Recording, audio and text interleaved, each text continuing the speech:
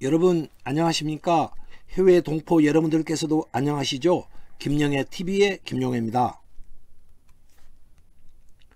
5부를 시작하겠습니다.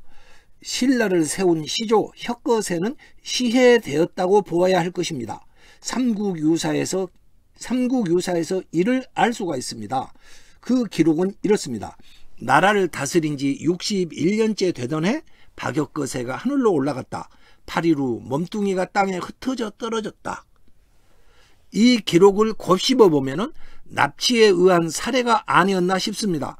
8일 후에야 몸뚱이가 땅에 흩어져 떨어졌다라는 이 기록이 시해범들이 납치 후 살해했다가 시체를 되돌려 주었을 것이라는 추정을 가능하게 합니다. 신라가 개국한 지 60여 년밖에 지나지 않아 시조왕이 납치되어 살해당하는 비극적 사태가 발생한 것입니다. 그날의 시해 사건은 대규모의 병력이 동원된 조직적 반란이 아니고 우발적으로 발생한 사건으로 생각이 됩니다.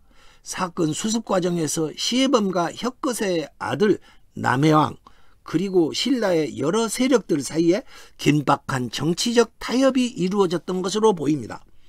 만일에 누군가가 치밀한 사정 계획에 의해 대규모 반란을 일으켰다면 권력 찬탈에 성공했거나 반대로 시해범이 붙잡혀 처단되었어야 할 것입니다. 어느 한쪽이 아작이 났어야 정상입니다. 그런데 사태 후의 모습을 보면 어느 한쪽이 완승을 하지 못합니다. 아마도 우발적 사건이 벌어졌고 사로 육촌의 촌장들이 적극 개입해서 타협안이 모색되었을 것으로 보입니다. 아마도 이러한 타협이 신라 화백회의의 시작이 되었을 것입니다. 민주주의는 피를 먹고 자란다 이런 말 있지 않습니까? 충격적입니다. 신라의 화백회의는 혁거세의 피를 먹으면서 시작되었을 것으로 보입니다. 이때 이루어진 타협의 결과물들이 역사세 곳곳에 얼굴을 내밀고 있습니다. 몇 가지 기록을 살펴보겠습니다. 먼저 혁거세의 아들 남해가 왕위에 추대됩니다. 당연히 왕위를 승계했어야 할 남해가 그러지 못하고 추대되었다고 합니다. 정치적 타협의 결과물이기 때문에 아마도 추대라는 용어를 썼지 않겠나 생각합니다. 나라를 자비로 다스리기로 주요 세력 간의 타협이 이루어졌던 것 같습니다. 엄격한 법 집행이 뒤로 물리쳐집니다. 그래서 남해왕의 칭호가 자충이라는 이름으로 바뀌게 됩니다. 자충은 자비자, 충만하다 충입니다. 자충이라는 칭호를 뜻으로 풀면은 자비가 충만한 왕이 되게 해주소서 이런 뜻이 됩니다. 엄격한 법 집행자였던 아버지와는 정반대입니다. 여기서 자비라는 것은 왕이 독단적으로 일을 처리하지 않고 사로 육촌의 촌장들의 뜻을 받아들여서 처리한다라는 의미일 것입니다. 이것이 자비라는 것이겠죠. 국정 기조에 있어서 충격적인 일대 전환이 이루어진 것입니다. 이것은 혁명입니다. 시해 사건을 불문에 붙이기로 타협하였을 것입니다. 남해왕 즉위 이후에 시해 사건의 주범을 붙잡아서 처형했다라는 기록이 전혀 없습니다. 범인이 밝혀지지도 않습니다. 오히려 그에 반대되는 이상한 조치들이 줄을 잇습니다. 갑자기 탈해라는 인물이 파격적으로 등장합니다. 탈해는 남해왕의 사위가 되었고 실질적인 권력자 대보라는 직책에 임명됩니다. 대보는 국정을 총괄하는 자리입니다. 지금의 국무총리에 해당할 것입니다. 탈해는 시해범일 수도 있고 또는 시해 사건 수습에 큰 공을 세웠기 때문에 중용되었을 수도 있을 것입니다. 어쨌든 이례적인 현상이 줄을 잇습니다. 타협의 결과에 따라서 시해범들이 혁거세의 시신을 돌려준 것 같습니다. 그러하였기 때문에 혁거세가 하늘로 올라간 지 8일 후 시신들이 흩어져 땅에 떨어지게 되었을 것입니다. 8일 후라는 것은 꼭 8일 후가 아닙니다. 향가에서는 8이라는 숫자는 많다라는 뜻으로 사용되고 있습니다. 사통, 팔달, 팔선녀 이런 데서 보듯이 8이라는 숫자는 많다라는 의미로 쓰이고 있습니다. 그러니까 여러 날이 지나 타협이 끝난 후에야 시신을 돌려주었다, 이런 말이 되겠습니다. 거국적인 장례를 치르기로 합의를 하였을 것입니다. 지금으로 말하면은 각계 각층이 참여하는 거국적인 국장이 치러진 것입니다. 시해범들도 참여하였던 것으로 보입니다. 시해범까지 참석하였다라는 것은 타협이 성공적으로 이루어졌다라는 뜻이 되겠습니다. 장례식장에서 시해범들을 본 영혼의 뱀이 그들을 공격하였을 것입니다. 뱀의 공격 대상이 시해범입니다. 이에 따라서 남해왕은 즉위 3년차 되던 해에 아버지 박역것의 묘당을 세워 사계절로 제사를 지내게 했습니다. 또 친누이 아로에게 아버지 혁것의 제사를 주관토록 하였습니다. 계절마다 제사를 지내게 한 것은 아버지 혁것에 대한 강력한 명예 회복의 조치였을 것입니다. 그리고 아로의 등장도 타협의 결과에 따른 것이었을 겁니다. 이런 것들이 타협의 산물이었습니다. 종합해 보겠습니다. 시해 사건을 불문에 붙인다. 남해를 차기 왕위에 추대한다. 엄격한 법으로만 다스리지 않고 자비로 다스린다. 거국적인 장례를 치른다. 딸 아로에게 혁것의 왕에 대한 추모 사업을 주관하도록 한다. 이것입니다. 절묘한 주고받기입니다. 찬찬히 뜯어보면은, 하나하나 뜯어보면은 남해왕도 시해범들도 신라 사회 다른 세력들의 이해까지도 배려되어 있습니다. 특히 자비로운 정치는 다른 세력에 대한 배려가 되겠습니다. 찬찬히 뜯어보니까 그 누구의 완성도 아닙니다. 대타협인 것입니다. 저는 서기 4년 충격적인 시해사건 수습 과정에서 이러한 대타협이 신라 사회 여러 세력들 사이에 긴박하게 이루어졌을 것이라고 봅니다. 그리고 미래 앞으로 국가 중요 사항에 대해 논의할 정치적인 제도와 그 절차가 이때 마련됐을 것이다라고 봅니다. 이것이 바로 신라 화백회의의 시작점이 아니었나 생각됩니다. 신라 화백회의는 훗날 귀족의 만장일치 의견 기관입니다. 그래서 저는 이때 타협을 위대한 타협이라고 부르고 싶습니다. 신라 천년을 이어가며 신라의 영광을 가져오게 하는 밑바탕인 화백회의는 혁것의 시해 사건의 타협한 도출 과정에서 비록되었지 않겠나 생각합니다. 사로 육촌의 촌장들이 주도적으로 개입해서 타협안을 만들어냈지 않겠느냐 생각됩니다. 누가 시해범이었을까요? 사로 육촌이 개입한 건 틀림없습니다. 사로 육촌의 일부 세력일까요? 아니면은 사로 육촌 전부 다가 시해 사건에 개입했을까요? 저는 혁것의 엄격한 법 집행으로 인해서 궁지에 몰렸던 몇몇 세력이 거사를 벌였고, 거사가 일어나자 나머지 촌장들이 적극적으로 개입해서 이 위대한 타협을 이끌어내지 않을까, 이렇게 생각해 봅니다.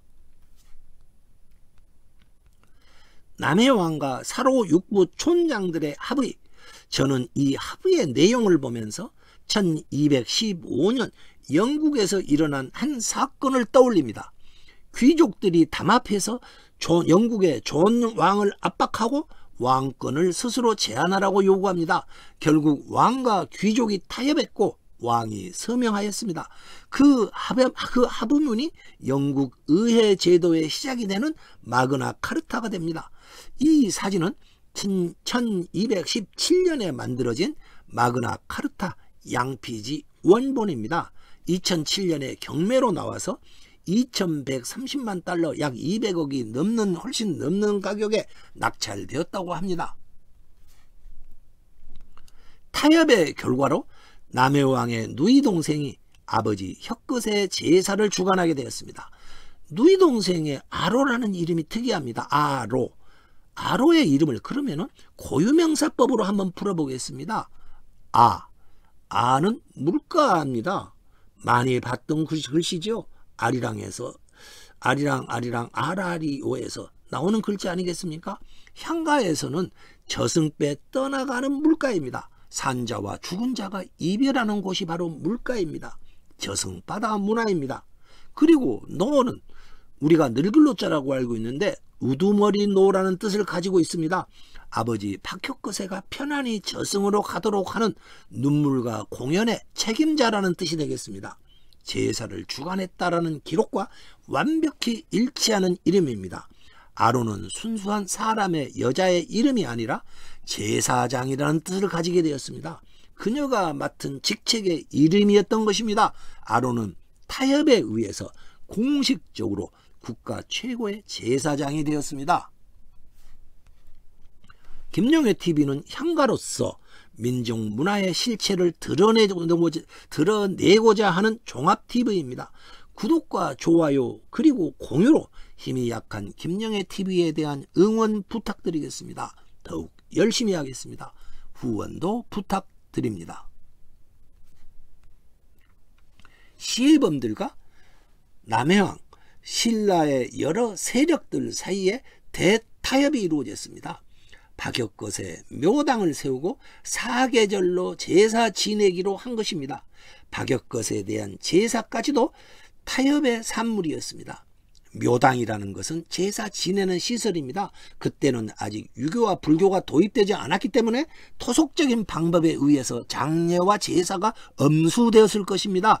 혁거세를 대대적으로 추모하기로 한 것입니다. 제사를 1년에 4번씩이나 지내는 것입니다. 이때 이루어진 타협안은 이후에도 계속 잘 지켜졌던 것으로 판단됩니다. 500여 년이 지난 소지 마립간 9년 서기 487년에 나을이라는 곳에 신궁까지 설치합니다. 나을이라는 곳에 나을은 혁거세가 처음 태어난 곳을 불렀던 곳입니다. 혁거세에 대한 추앙이 지속적으로 이루어지고 있었다라는 뜻이 되겠습니다. 나을이 그러면 어디일까요? 혁거세가 처음 태어난 곳이라고 했습니다. 그곳이 바로 처음 태어난 곳이 바로 나정, 댕댕이 덩굴나 우물정, 나정입니다. 이곳에서 바로 계속적인 제사가 지내지고 있었다라는 것이 확인됩니다. 나을의 의미를 향가의 고유명사법으로 또 풀어보겠습니다. 나을에서 낮자라는 글자를 보아주십시오.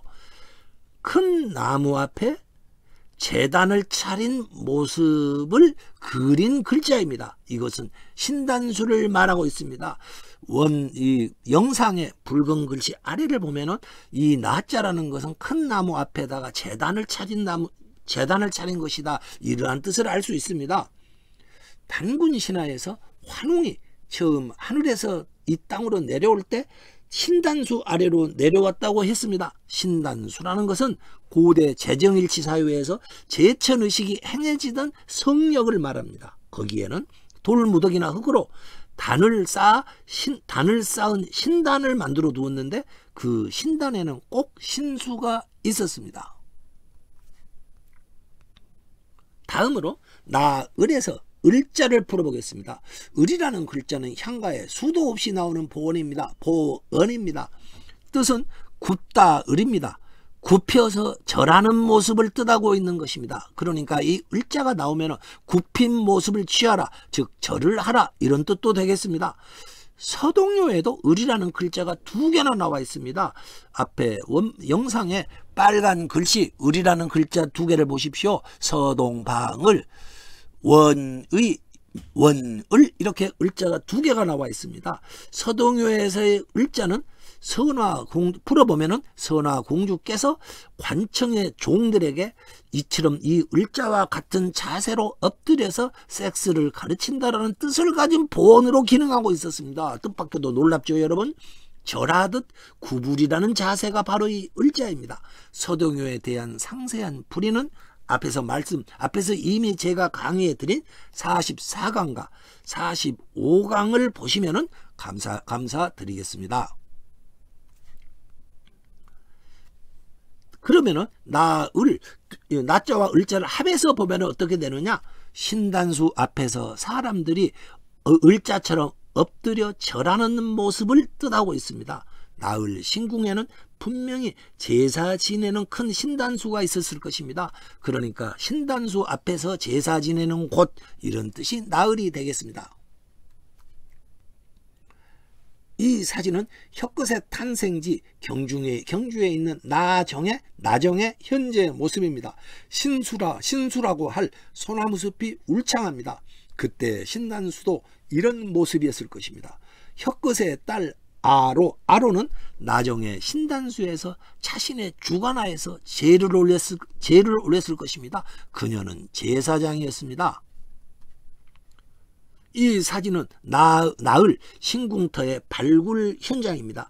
2000년대 초반에 관계기관에서 발굴은 했으나 핵심부인 팔각형, 이 그림을 봐주시죠. 팔각형이 그 핵심지인데요. 그 안에서 우물의 흔적이 발견되지가 않았습니다. 놀라운 관계자들이 여러 차례 발굴 작업을 시도하여 여기저기서 우물터 몇 개를 더 발견했다고 합니다.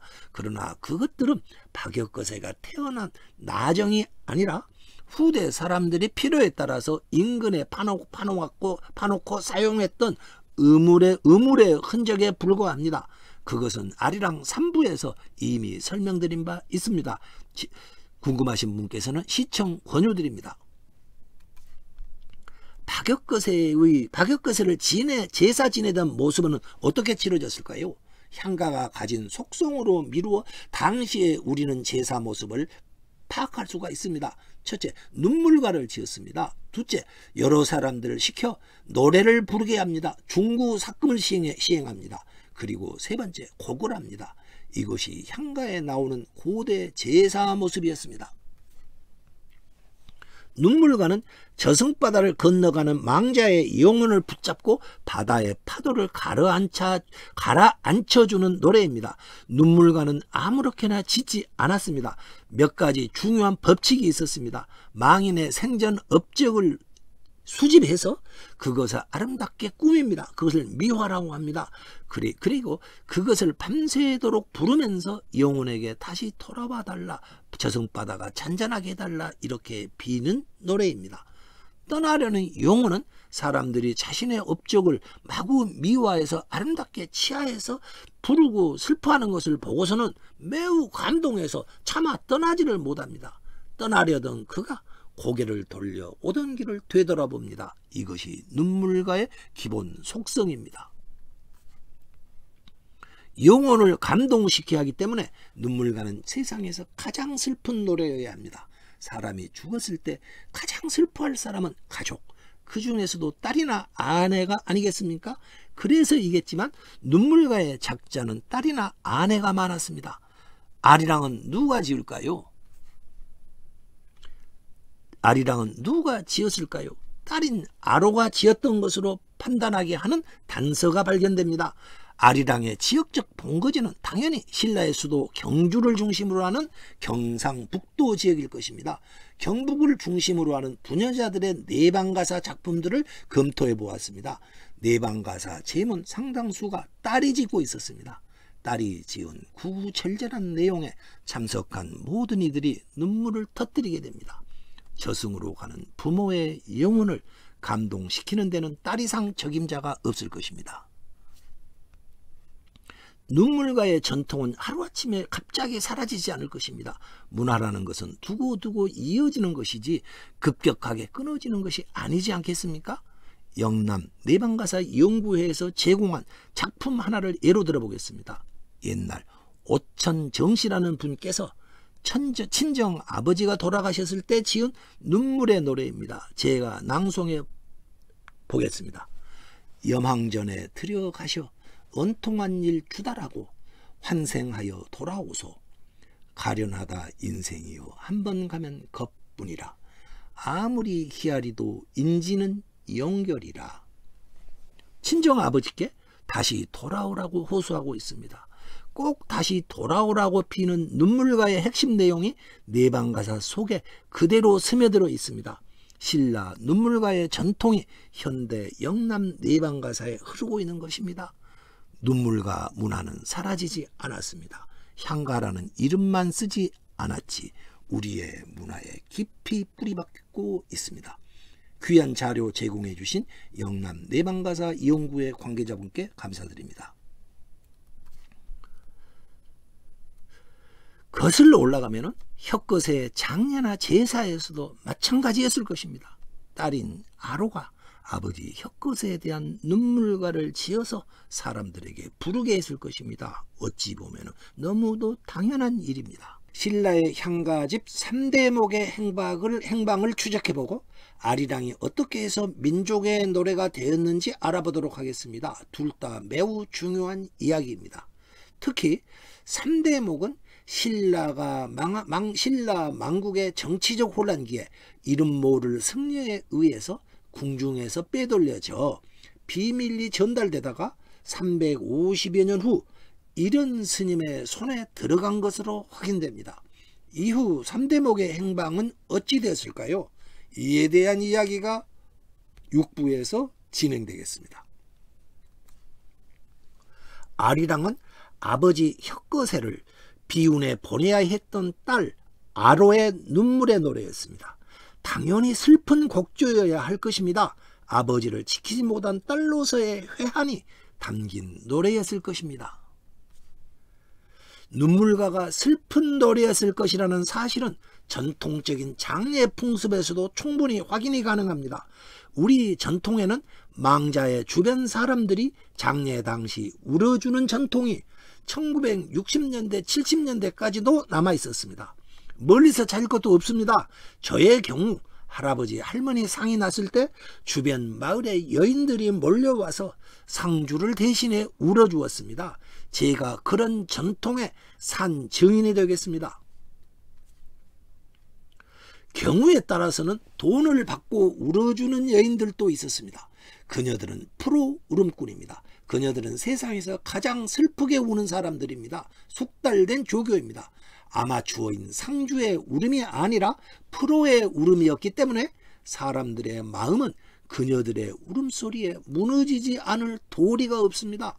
저승길을 떠나가는 영혼들도 울음소리에 격하게 감동먹고 가던 걸음을 멈추었을 것입니다.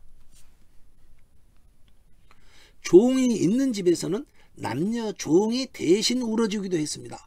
산의 종을 행자라 하고 곡을 하는 여종을 곡비라고 불렀습니다. 그래서 행자 곡비라는 말이 있습니다. 여기서 행자는 장례 치르다 행이라는 한자는 장례 치르다 행입니다. 장례를 치를 때 울어주는 놈 이런 뜻이 되겠습니다. 곡비는 울어주는 여자 종이란 뜻입니다. 우리에게는 울음으로 망자의 저승길을 밝혀주는 전통이 있었던 것입니다. 또 우리를 놀라게 하는 충격적 고대 문화사 하나를 말씀 올리도록 하겠습니다. 울음으로 망자의 저승길을 밝혀주는 풍속이 유라시아 대륙 서쪽 끝 이스라엘에도 있었다는 사실입니다. 우리뿐만 아니고 고대 이스라엘 사람들도 죽은 자를 위해 슬피 우는 것을 미덕으로 여겼다고 합니다. 심지어 우리처럼 돈을 받고 직업적으로 눈물을 흘려주는 전문 여자들도 있었다고 합니다. 그녀들은 머리를 풀어헤치고 자기 옷을 찢으며 얼굴을 먼지 등으로 얼룩지게 하고 울었습니다. 머리를 산발하였다고 하지 않습니까? 머리를 산발하는 것까지도 우리와 똑같습니다. 그녀들은 여러 명이서 마치 합창하듯이 슬피 울었습니다. 구약성서 신명기를 보면은 이러한 풍속이 곳곳에서 확인됩니다. 놀랄만한 수수께끼입니다. 향가를 연구하다 보면은 자꾸 기독교의 뿌리가 되는 유럽 지역의 고대 문화가 우리나라 고대 문화와 공통점을 갖고 있다는 사실이 자꾸 발견됩니다. 우선 그리스 로마의 경우 저승바다 문화가 있었습니다. 저승의 뱃사공 카론이 망자의 이용문을 배에 태워서 강을 건네줍니다. 우리에게도 저승의 뱃사공 문화가 있다는 사실이 엄청나게 확인해 드렸습니다. 또 희생을 불에 태워 연기를 하늘로 올려서 신을 기쁘게 한다라는 번제 문화도 있었습니다.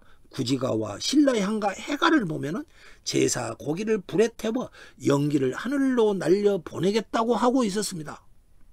또 장례시 울어주었던 눈물과의 전통까지도 서로 같습니다. 고대 이스라엘과 우리도 망자를 위해 슬프게 울어주고 있었습니다. 심지어 산발하는 것까지도 똑같습니다. 어찌된 일일까요? 저는 향가와 마녀집 전문가에 불과합니다. 고대 인류 문화사 전문가가 아닙니다. 저 역시 그 이유가 궁금합니다. 고대 문화사에 무언가가 있는 게 분명합니다. 이러한 문화사의 수수께끼를 누군가가 알아보아야 할 필요가 있다. 이 사실을 시청자 여러분들께 일단 말씀 올려놓고자 하는 것입니다. 이런 일을 하기에는 김영애 TV는 아직도 힘이 너무 약합니다. 영향력이 미약합니다. 그러기에 구독과 좋아요, 공유로 김영애 TV를 응원해 주십사, 이렇게 시청자님들께 부탁드리는 것입니다. 열심히 하겠습니다. 후원도 부탁드리겠습니다. 향가를 여러 명이 부르듯이 전통 장례식에서는 여러 명이 함께 울어주었습니다. 이스라엘 사람들도 합창하듯이 울었습니다. 당연히 혀끝의 장례와 제사에서도 그를 위한 눈물가가 여러 명에 의해 합창하듯이 불려졌고 울음을 울어주었을 것입니다. 왜 여럿이 불렀을까요? 향가의 중구삭금의 법칙이 있습니다. 여러 명의 입은 쇠를 녹인다, 이러한 법칙입니다. 고대인들은 향가라는 것이 소원을 이루어주는 것이라고 믿었습니다. 그렇기 때문에 향가는 혼자 불러도 소원이 이루어집니다. 그렇지만 여러 명이 부르면 향가가 가진 힘이 10배, 100배 더 세어져서 소원이 더 잘 이루어질 것이라고 믿었습니다. 그렇기 때문에 여러 명이 부른 것입니다. 현대에 들어 SNS로 공유하고 격하게 댓글을 달고 이런 것도 고대 전통을 이어받는 디지털 중구삭금이라 하겠습니다. 우리도 선한 영향력을 가질 좋은 영상을 발견하면은 디지털 중구삭금 운동을 벌여봅시다. 시해당한 혀끝의 딸 아로가 제사를 주관하게 되었습니다. 하루아침에 아버지를 잃은 딸 아로의 슬픔은 그 누구와 비교할 수 없었을 것입니다. 아버지에게 바치는 아리랑은 아로가 지었을 것이고, 아로는 자신의 슬픔을 가장 곡진하게 표현하였을 것입니다. 아리랑 아리랑 아라리요, 혀끝에가 건너는 저승바다요 잔잔하라. 아로가 지은 눈물과 아리랑 가사입니다. 아마도 서기 6년 첫 제사를 국가 차원에서 치를 때 아버지 잃은 여인 아로에 의해 만들어졌을 것입니다. 그리고 서기 6년 아버지 제사를 주관하면서 딸 아로는 여인들을 불러 모아 비운에 가신 아버지에게 바치는 아리랑을 며칠이고 목 놓아 부르게 했을 것입니다. 아로의 한을 담은 회한의 마음을 담은 서러운 아리랑 노래가 혀끝에가 떼어난 땅 지금의 나정을 울리고 있었을 것입니다. 혀끝에를 그리워하는 사람들도 따라 불렀습니다. 아리랑은 사계절 내내 서라벌을 울리게 되었습니다. 울어주는 여인들까지 동원되었을 것입니다. 아로와 여인들의 붉은 눈물이 동백꽃 지듯이 서라벌 땅에 뚝뚝 떨어졌을 것입니다. 혀끝에가 신라의 건국 왕이기 때문에 건국시조 혀끝에를 위한 슬픈 노래는 당시만 불려진 게 아니라 신라가 망할 때까지 국가 차원에서 건국시조 제사 때마다 주기적으로 조직적으로 계속해서 불려졌을 것입니다. 그리고 지금의 공무원 사회도 항상 그러하듯이 노래 가사는 한자로 표기되어 제사를 주관하던 부서에 보관되었을 것입니다. 그러나 아리랑은 밖으로 나갔습니다. 프로 가인들에 의해 신라 민중 속으로 들어가 퍼졌고 입에서 입으로 전해졌을 것입니다. 그러다가 935년 청년 신라의 범종 소리가 그치게 되었습니다. 신라가 고려 왕건에게 항복했습니다. 어려운 말로 귀부했습니다. 신라가 없어지자 건국시조 혁거세를 위한 제사를 더 이상 치를 수 없게 되었습니다. 고려 왕조에서 망국 신라의 건국시조 박혁거세를 기리는 눈물가를 부른다는 사실은 상상하기 어렵습니다. 이것은 불순하고 불온한 행동으로 인정될 것입니다. 보관하고 있던 노래 가사들은 버려졌을 것입니다. 아리랑과 비슷한 이유로 인해 신라 왕실에서 보관해오던 일체 다른 향가들 역시 전량 폐기되었을 것입니다. 향가를 써놓은 글은 불온 서류 취급을 받았을 것입니다. 신라 진성여왕 때 만들어진 향가집 3대목도 공식적으로 이때 폐기되었을 것입니다. 저는 감히 이렇게 생각합니다. 향가는 한 나라와 그 나라 왕실이 주관했던 제천의 노래입니다. 그 나라가 망하면 폐기되는 게 너무도 정상일 것입니다. 망한 나라와 망한 나라의 왕실에서 사용하던 향가를 사용한다거나 보관한다는 것은 매우 불온한 행동이기 때문입니다. 그러나 어디까지나 이것은 원칙의 영역입니다. 원칙의 영역입니다. 세상에 일어나는 것은 원칙대로 되지 않습니다. 항상 예외가 있는 법입니다. 목숨을 걸어야 할 위험한 일인 줄 뻔히 알았을 것입니다. 그것을 알면서도 어느 스님께서 신라 망국의 혼란 속에서 3대목과 향가들을 왕실 밖으로 빼내었고 깊은 산중의 승려들끼리 비밀리 손에서 손으로 전달했지 않았을까 생각합니다. 마침내 빼돌려진 3대목과 향가가 손바꿈을 하며 계속 이어지다가 향가 제작법과 함께 일현 스님에게 전달되었습니다.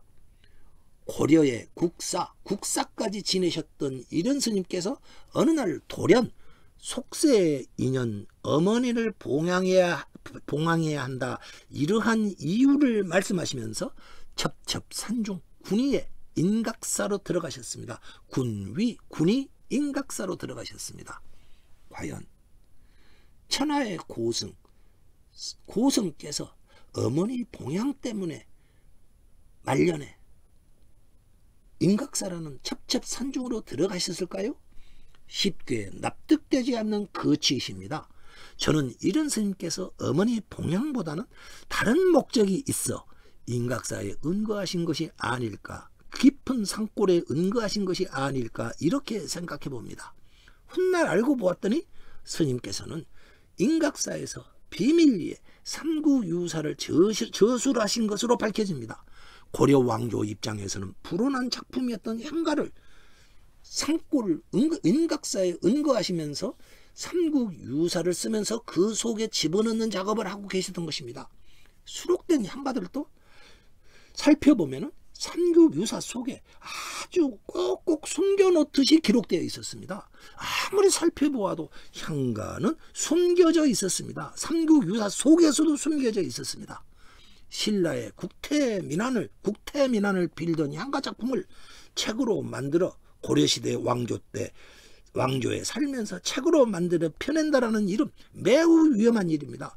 비밀스럽게 처리된 게 분명합니다. 그래서일까요? 삼국유사는 누가 만들었는지도 언제 만들었는지도 왜 만들었는지도 전혀 기록되어 있지 않습니다. 모든 게 안개 속에 쌓여 있습니다. 삼국유사 편찬, 정말 앞뒤의 맥락을 생각해 보면 볼수록 있을 수 없는 기적과 같은 일이 일어났던 것입니다.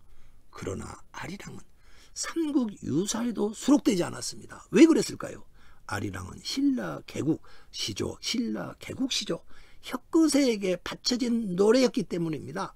삼국유사에 실린 향가 전체를 검토해 보았더니 몽골 치하 국난 극복을 위한 작품을 엄선해서 수록한다, 이러한 편찬 기준이 있었던 것으로 나타납니다. 이 기준에 맞지 않았기 때문에 아리랑은 삼국유사 수록 대상에서 제외되었을 것입니다. 제가 삼국유사에 수록된 작품들을 새로이 해독해 본 결과 나라의 위기시 신라가 신라 위기시 사용하고 보관해 놓은 것들이었습니다. 국가의 1급 비밀에 해당하는 내용들도 있었습니다.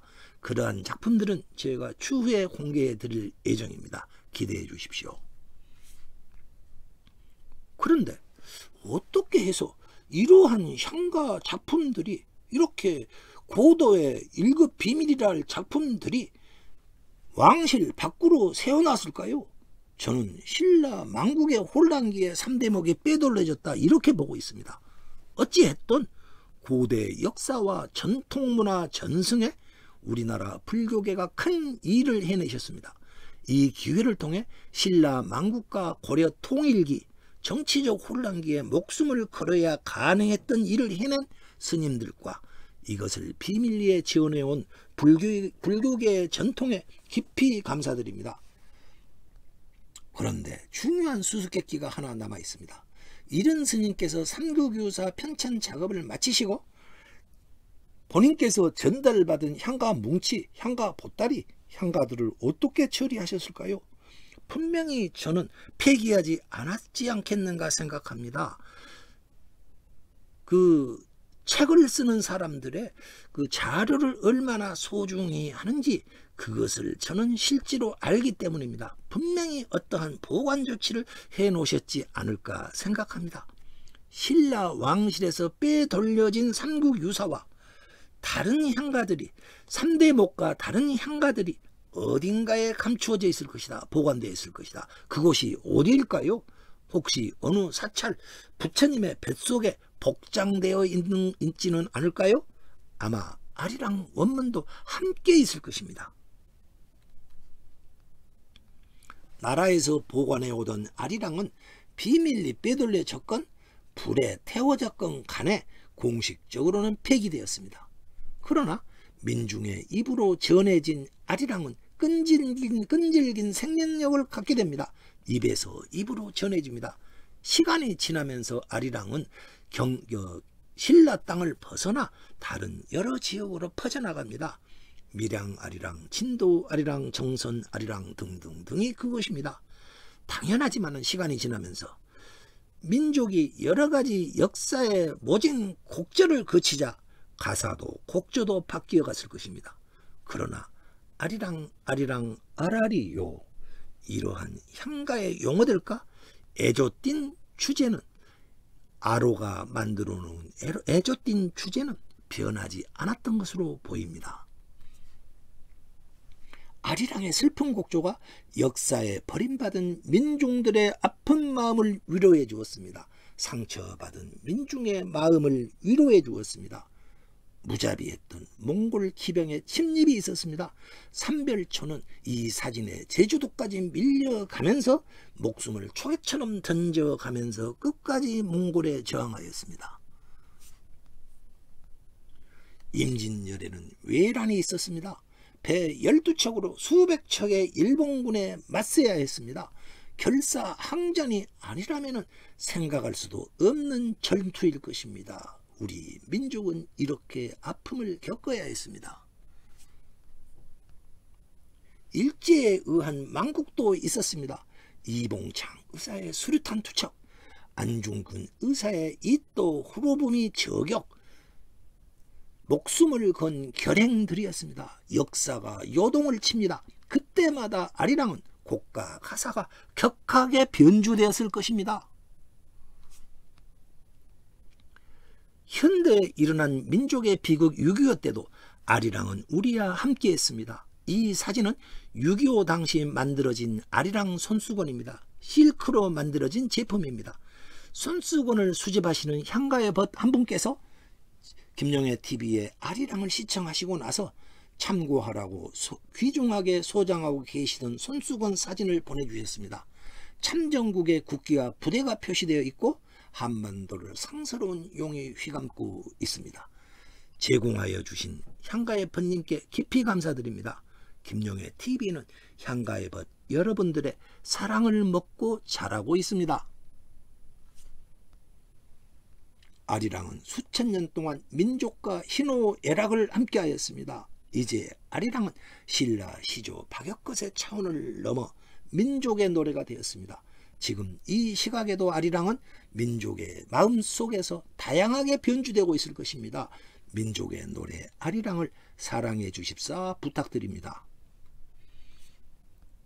아리랑 특집을 여기서 마칠까 합니다. 김용의 TV는 민족의 노래 아리랑과 함께하겠습니다. 구독과 좋아요, 공유로 응원 부탁드립니다. 시청해 주신 시청자님들께 깊이 감사드립니다. 새해 복 많이 받으십시오. 모험은 계속됩니다.